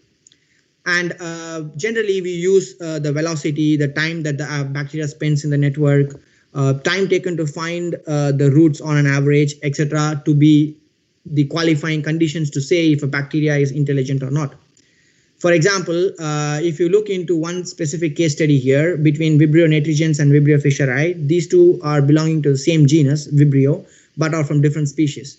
They have a varying velocity. That is, Vibrio nitrigen is 3 times slower than Vibrio fischeri, but the time taken to solve the network on an average is quite the same, meaning bacteria try to interact with the edges, interact with the network regions, interact with the confined spaces in different ways. Another example is between Vibrio nitrigens and marinus. Vibrio nitrigens is one of the slowest bacteria that I used, and Magnetococcus marinus is one of the very fastest bacteria I used. So their velocity, if you compare the velocity, Vibrio nitrigens velocity is at least 12 times slower than that of marinus. But if you look into how quick Vibrio nitrigen would solve, it is 2 times slower than that of marinus, which means the velocity doesn't play a big role when it comes to negotiating with the environment, but it is mostly the the way the bacteria is trying to negotiate its space around it, trying to interact with the space around it. So the question is, why the slower microbe like Vibrio nitrigens or E. coli solve much faster compared to that of the faster microbes? The answer to that is, as I was telling before, the way the bacteria interacts with its surrounding, interacts with the surrounding geometries. And this, we call it as the geometrical intelligence. And if you further try to look into how the bacteria tries to negotiate with the surrounding environments, surrounding geometries, then what you have is the algorithms that you could use for better traffic controlling, or for better planning, understanding better how molecules move inside our cell, etc., etc.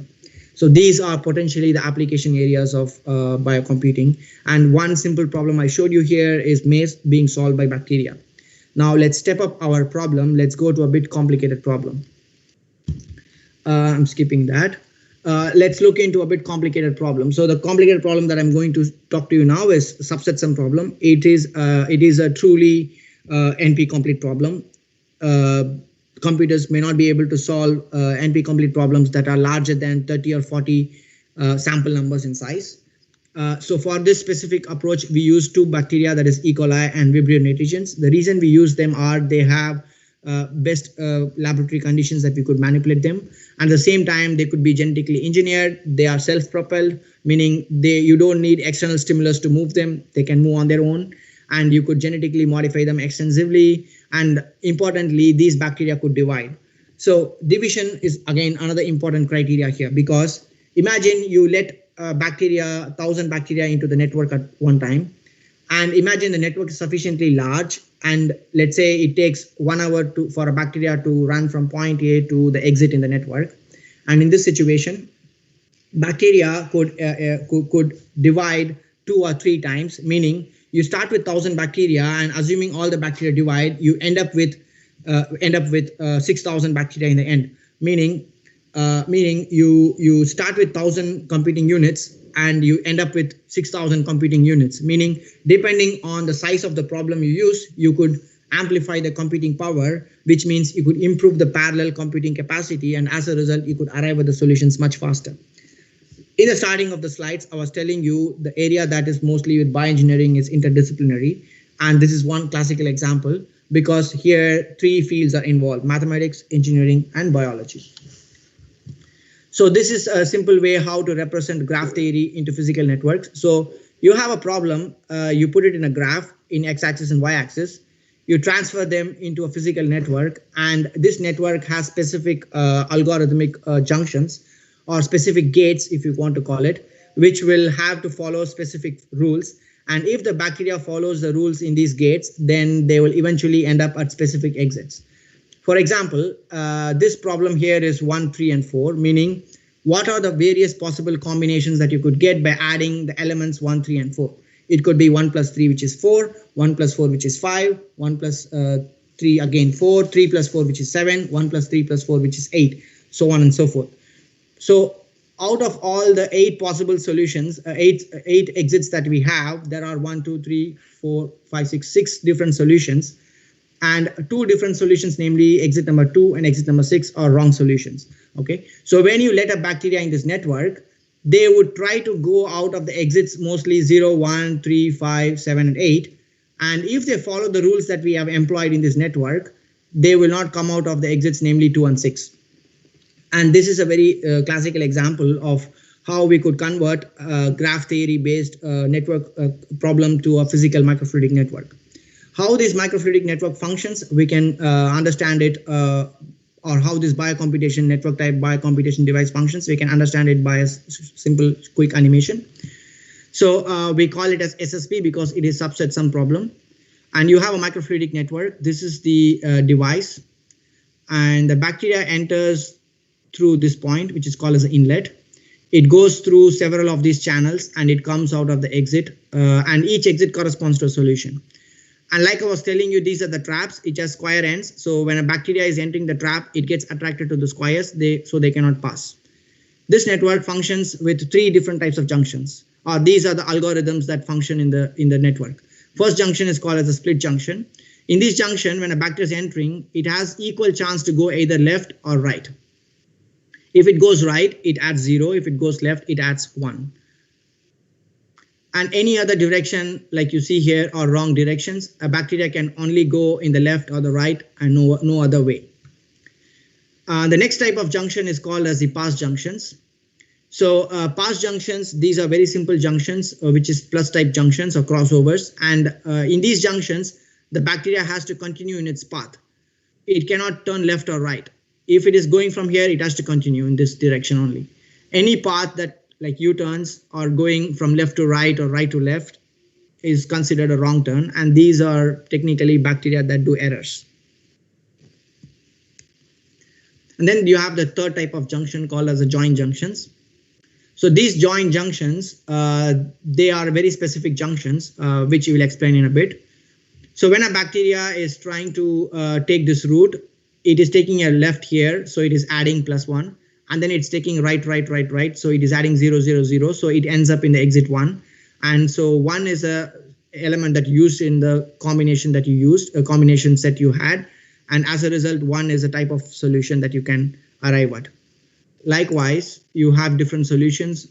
3 is another solution. So for reaching 3, the bacteria would take, go straight down, and then it would take a right, and then it goes straight down. So it arrives at the exit 3. And then you have a special case of exit called as exit 4. And the exit 4 can be reached in 2 directions, 2 ways. Either the bacteria could take right, and at this split junction, it could take a left, reaching to 4. So which means it's adding 1, 2, 3, 4 elements. And in this here, the bacteria could take otherwise, first left, and then 3 lefts, and then continuously rights, meaning 1 plus 3 adding to 4. So this exit 4 can be reached by 2 different combinations, 0, 0, 4 or 1, 3, 0, which are basically the additional products. So by this approach, you would be able to solve complexity 2 type of subsystem problems. And likewise, the bacteria could explore the other solutions, namely solution 5, which is a combination of +4 and +1. or the solution 7, which is a combination of 4 plus 3, or solution 8, which is a combination of 1 plus 3 plus 4 computing to 8. And the exit 2 and 6, they can never be reached at any point because there is no route that's possible. And if the bacteria is following the algorithm that is encoded in the split junctions and the fast junction and the joint junctions, they would end up in these outputs or in these exits, except exit number 6 and exit number 2. So using this approach, we were able to solve the subset sum problem up to a particular input numbers. So here we show one example of how bacteria would go through different numbers. So the first example is the split junction. The bacteria is taking the right. So this is a bacteria. So it's 0. And the next split junction, again, another 0. And it keeps going. The next split junction, which is corresponding to plus 4. And it ends up in the exit number 0. Likewise, the bacteria could explore other routes. And imagine you have a bacteria, that's one bacteria entering, and during the process of running in the network, it divides into 2. So you have one bacteria dividing into 2 and exploring 2 different routes. So imagine you have 1,000 solutions and you have 500 bacteria that's entering. And at some point, each of the 500 bacteria divides. So what you have eventually is doubling of the computing time, or sorry, doubling of the computing power.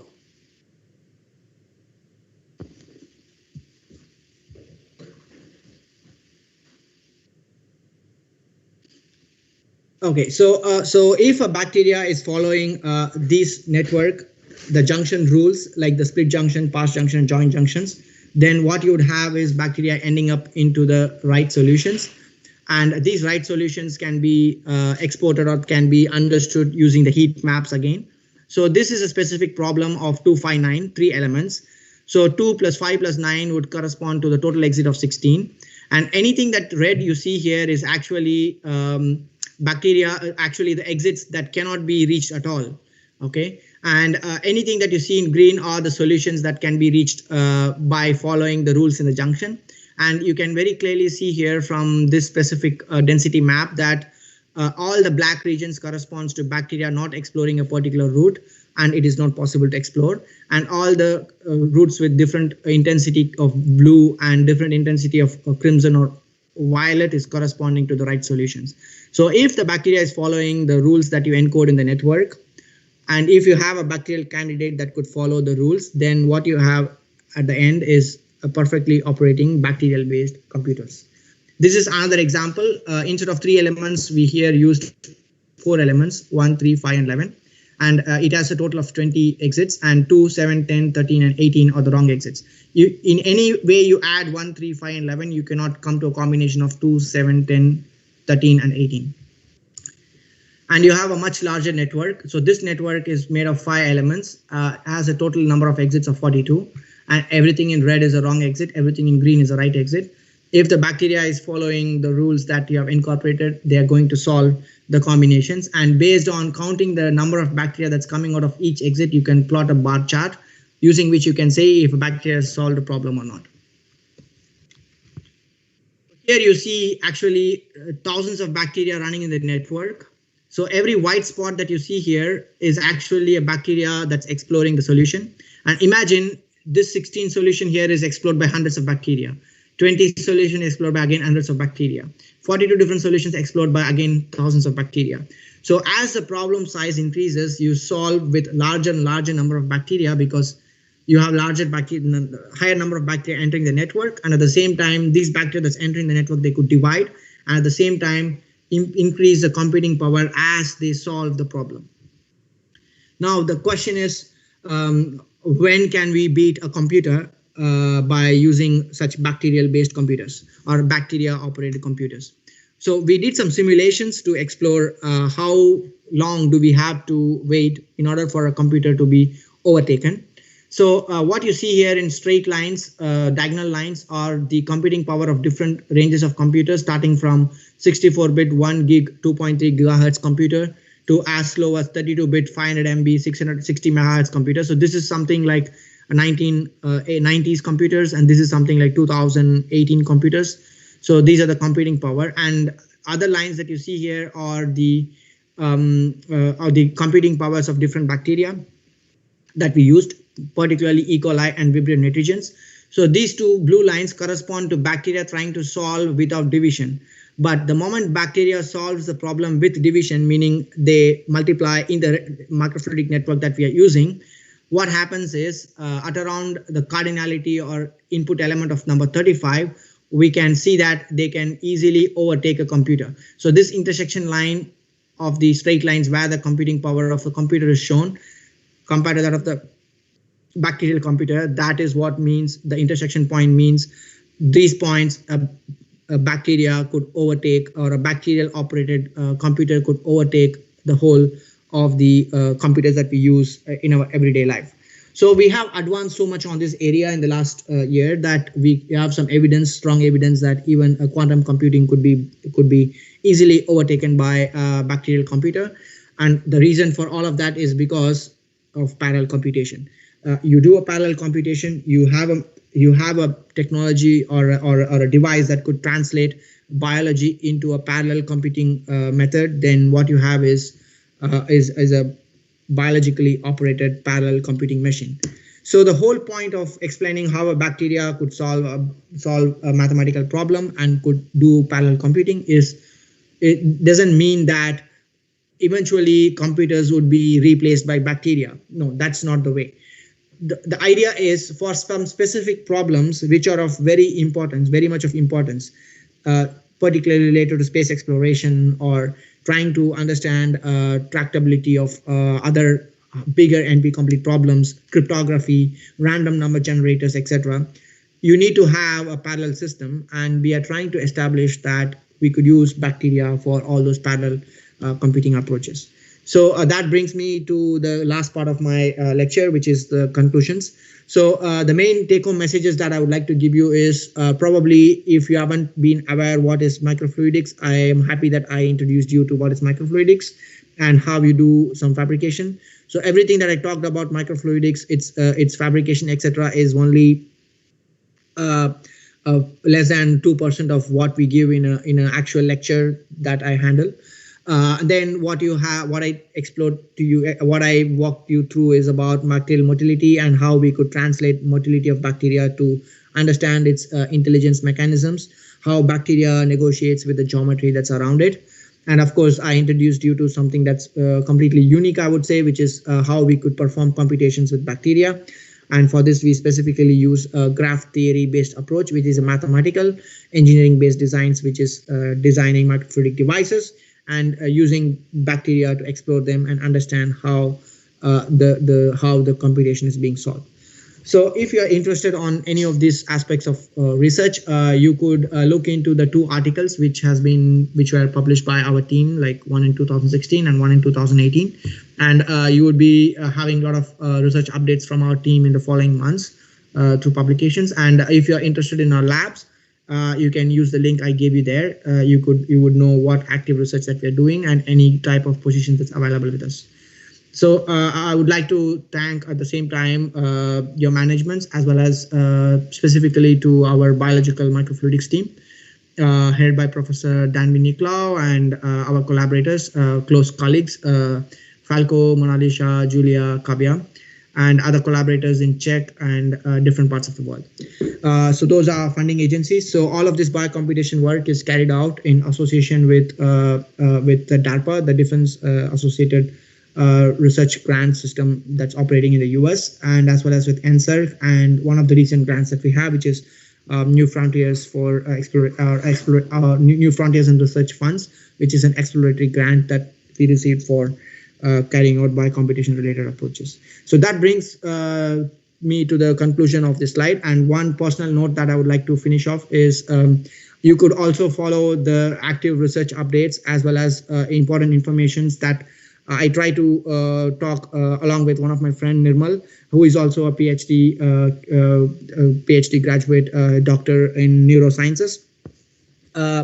at neurosciences, working in London in the UK. So we run a channel called as Mayava 423. It's a channel where we try to disseminate information related to science, biology, technology, etc. in Tamil. So you could visit this channel, you could subscribe it, you could have a look into the videos that we have posted. So get some benefits out of it as well.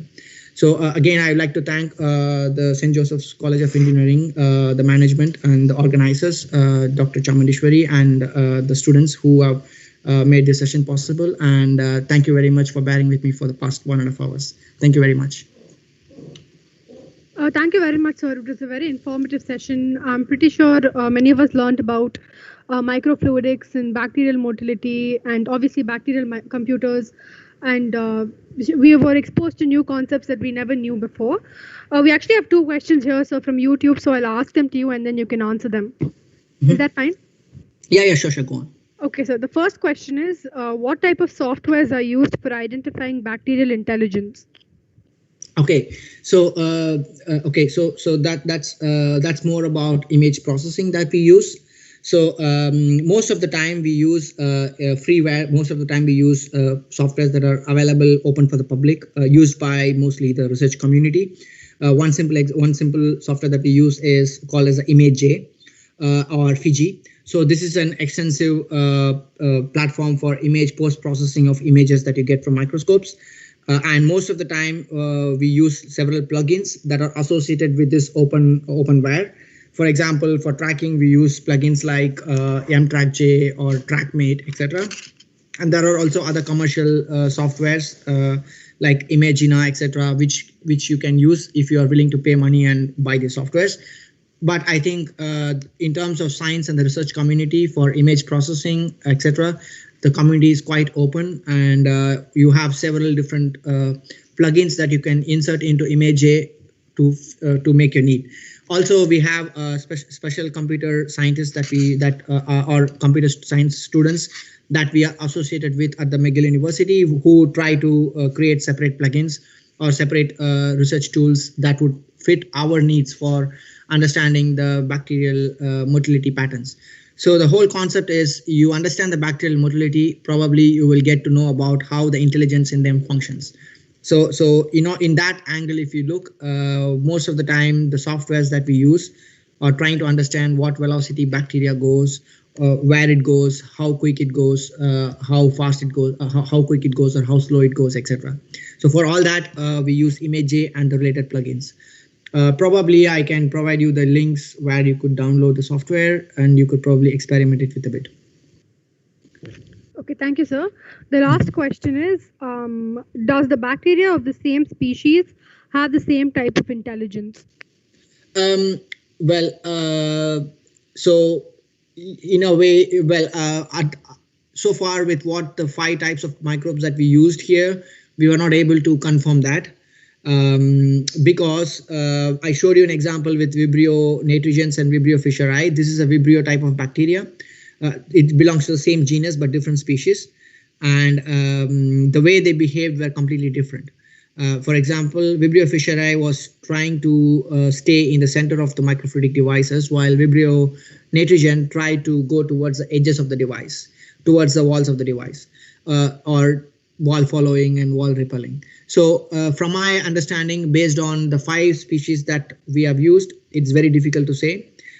Probably there would be, but we for sure know that there are different genus of bacteria which could behave the same way. For example, E. coli and Vibrio nitrogens behaves the same way. They both of them try to follow the walls. Sorry, when it tries to go through the networks.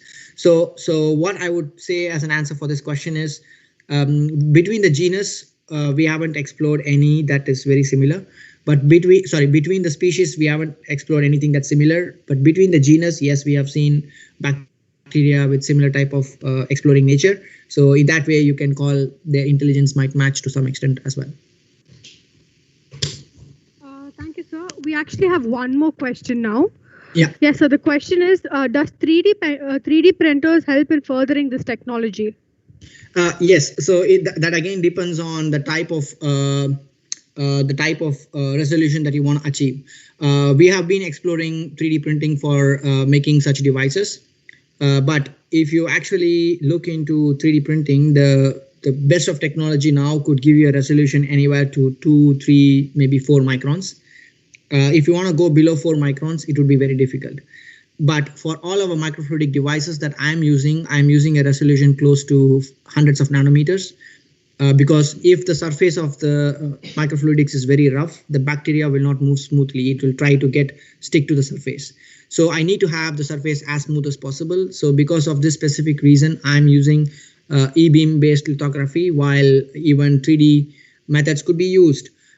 But if the resolution is not an important parameter. And we have one of the project that we are currently running is trying to explore the use of euglena in a 3D biocomputation device. So yes, 3D printers can be used, and because euglena cells are quite larger, like 10 to 20 microns in size, you can easily use a 3D printer for that. Thank you, sir. We actually have one more question, and with this, we'll wind up the Q&A session. Yeah. What happens if the bacteria doubles in their multiplication while solving the maze? The time, okay, that is dependent on how much time you use the computation device to operate. When it comes to maze, typically we would solve the small maze that I showed you in few minutes time, like let's say 3 minutes to 4 minutes, you will see that bacteria finding the solutions very quickly. But when it comes to subsets and problems, if the network is very large, definitely multiplication would help. And the same ideology would apply to mazes as well. Imagine you have a very large maze and the bacteria at least find one solution it needs to explore 1 hour. And in this scenario, if the bacteria could multiply, that's good. You can let the bacteria multiply and explore more and more of solutions, and that's very good as well. So yes, even if the bacteria multiplies in the maze, you could have a higher rate at which you could find the solutions. So that will be a good thing as well.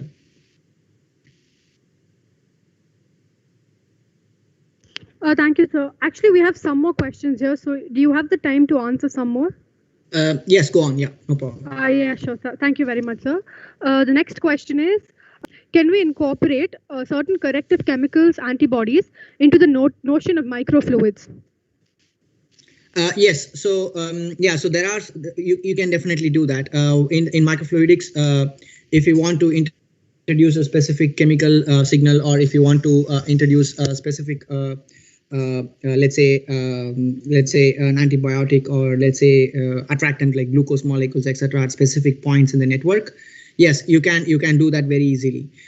What you do is you have specific nozzles or holes punctured onto the device wherever you need, and through that you could inject or you could dispense the solutions very easily. So that's doable as well. We are trying to explore this technology or this technique because if the microfluidic network is large, and if the points where you need to dispense the solution is, let's say, 100 microns or 200 microns or 50 microns in size, you can use micro needles to do that. But if the points where you need to inject is much smaller, like let's say 1 micron or 2 micron or 3 microns, in this situation you need to fabricate another layer of device that would fit onto the first layer of device. So in this situation, it would be a bit difficult, but it is doable. And there are already a lot of people who use similar such techniques for droplet microfluidics, where they try to generate droplets by letting fluid flow in different directions. So it is doable, yes. But we haven't tried it. At least in our lab, we haven't tried it. Probably some other lab in the world has expertise in doing that. Okay, sir. Thank you, sir. The next question is, can you elaborate on the applications of wall-dependent and wall-escaping bacteria? Okay, so this is something that you can try to how could I put it? Okay, so imagine a bacteria which is causing. Okay, so I'm trying to go out of a context with respect to biocomputation, because in terms of biocomputation, we like to use wall dependent bacteria because they try to avoid U-turns. Imagine a bacteria is trying to solve, and towards the end it makes a U-turn and comes back to the exit, to the input point itself. So then that's useless of using the bacteria. So in terms of biocomputation, there are applications with respect to wall dependent movement of the bacteria. In terms of wall escaping bacteria, we have another project that also I'm running, which I'm running along with my team, which is basically simulating maps or simulating traffics using bacteria. So that could also be for that situation. We don't need a wall dependent bacteria. We can use any bacteria that tries to escape from the wall as well. So that will help there. This is in terms of biocomputation or biosimulation related applications. But if I have to look a bit outside the box here, or what otherwise people could use for diagnostics, etc. If you know what how a bacteria is moving, like let's say wall dependent or wall escaping, you could we have some simple geometries which I haven't shown in my presentation due to time constraints, where you could efficiently trap even the wall escaping bacteria. So such type of devices, microfluidic devices, could be used for trapping bacteria, or to some extent even to trap circulating tumor cells, etc. So the circulating tumor cells in a microfluidic device, they do not move by itself, but in the fluid flow they can move, and they would possess all the properties that the fluid has, or like a neutron in a non-neutron fluids. So what I think here is, when it comes to answering to the point, in biocomputation, biosimulations, yes, wall dependent and wall escaping bacteria has a great influence. We like to use wall dependent bacteria for biocomputation. And in terms of general applications, if you know the property how the bacteria would behave towards the walls, then technically you can prepare devices that would enhance it to trap the bacteria that you can use later for diagnostics or even for single cell studies, etc. So yes, depending on what type of bacteria you use and what type of microfluidic network, how they behave to the walls, you can use it in different ways. Okay, sir. Thank you, sir. With that, we'll have to conclude the Q&A session due to time constraints. Yeah. Yes, sir. Thank you once again for taking the time to share your knowledge and research, and also thank you for taking the time to answer some of our participants' questions, sir. Thank you very much. Sure. Yeah. Thank you very much. Okay, now I call upon Dr. Chamundeshwari to deliver the vote of thanks. Thank you, Swatika. I hope everyone has enjoyed this informative and unique lecture about microfluidics, bacterial intelligence, and biocomputers. Wow, we are wonderful bacterial world and bacterial computers. I would like Dr. Ayapasamy Sudalayanam Perumal, who is a postdoctoral fellow researcher engineering from McGill University, Canada, for spending his valuable time to join us for this session, Biotalk Series Week 5, and for delivering his important work and research aspects today. My personal thanks to Ayapasamy Sudalayanam Perumal once again. I would like to take this time to thank our patron, St. Joseph Group of Institutions, Dr. B. Babu Manoharan, Chair, Jessie Priya, Managing Director, Mr. B. Shashishekar, Director, and Dr. Vaddi Shashagiri Rao, Principal, and Dr. B. Team Research for giving us the continuous support.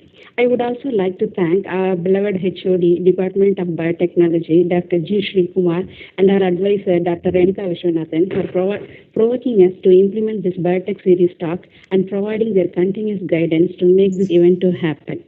I would happily like to appreciate and thank our final year student organizers, Ms. Niveta, Ms. Swatika, Ms. Satvika, Ms. Madhubala, and Mr. Kumaran and Mr. Raghav for organizing the whole event and making it successful.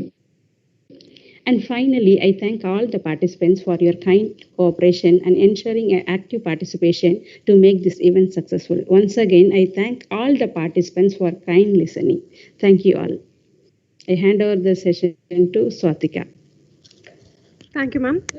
Once again, I'd like to thank you all for attending this session.